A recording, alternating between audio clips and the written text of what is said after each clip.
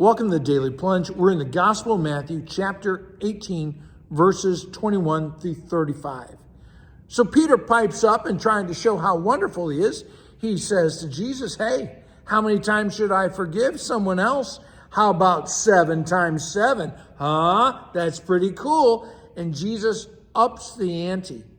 And he says, no, I tell you, 77 times. You can sort of sense that the air goes out of the room. And then Jesus tells them the parable.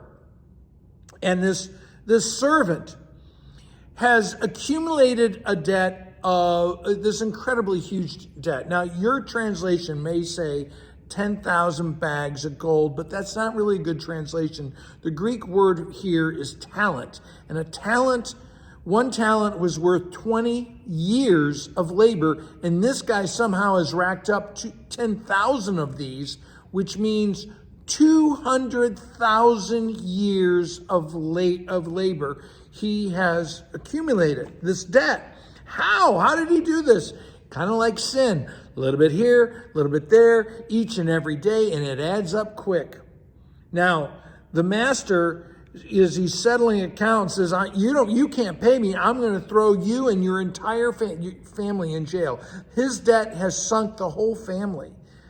And the servant, of course, is panicked, and he begs.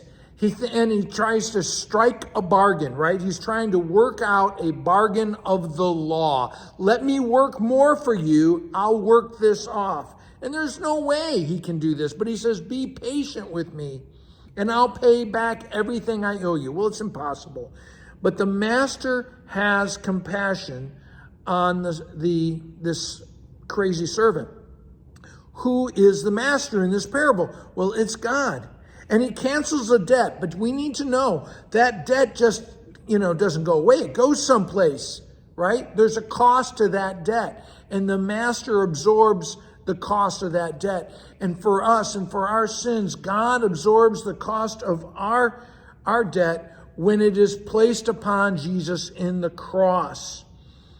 And when Christ pays the cost of our sin, we are set free. So to this man, the master lets him go. He's set free.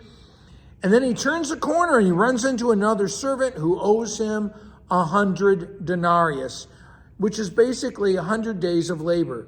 100 days of labor versus 200,000 years. And the ungrateful servant grabs the one who owes him 100, grabs him, chokes him.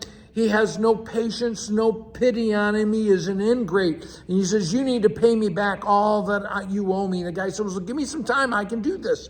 And he says, no. And he has him imprisoned, right? Well, the other servants see this guy. They return him in to the master. The master has him brought forward. And what does he call him? He says, you wicked servant, you ingrate. I forgave you all that debt. And you thought you struck a deal with me. There was no deal. You didn't come up with this by the law. It's only by my grace that you were set free. But you have spurned my grace, and now you will be thrown into jail. And off he goes. And so as we listen to this parable, we need to ask ourselves, how much debt are we into God? Oh, way more than we can pay back, right? And who are we in this parable? We're not the guy who only owes 100. We're the guy with thousands and thousands of years of our life, right, that are owed. And we are that ungrateful sinner. But we should live as Christians. As we've been given the gift of God, that he has paid the cost of our sin in the cross of Jesus Christ, and we receive this gospel, we should be living as grateful and joyful people. Well, thanks, friends. Have a blessed day.